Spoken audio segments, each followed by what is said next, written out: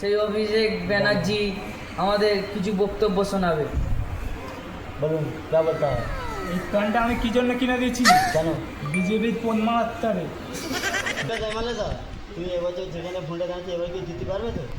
এই যে এনআরসি ফেনার্সি হচ্ছে সব শুনতে পারছি, আর বাইরে বেরিয়ে যারা ছেলেরা আছে সব নাকি আসছি ভোট ফোট দিতে হবে, এই জন্য তুমি কিছু বলো। নিয়ে যাবো তো বেওলা ছেলেদের, গিয়ে গদি ছেঁড়াবো, আর না ছিটতালে ফল পাগল খেয়ে ছেঁড়াবো, বুঝলে তো? ছাপা মারতে হবে, এবছর জেতাতে হবে, জিততে হবে, উঠবো। আর এইসব ছাওয়াল বেওলা ছেলেরা না গেলে কী করে উঠবে, বুঝলে? এরা আমাদের ভবিষ্যৎ। তাহলে ওদের আনার সহযোগিতা তোমাদের করতেই হবে তো, কী বলছো তুমি? করতে তো হবে, তুই না আমার তো জনগণের পাশে দাঁড়াতে হবে। তুই আমার বাংলার টেপ, এটা ভোট ভোট করে মাথা গরম হয়ে যাচ্ছে খুব।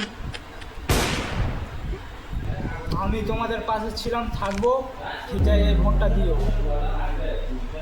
তাই মনে বেড পুরো কিনে তোমাদের তারা থাপ্পা মারার তারা ফ্রি করে দেবো।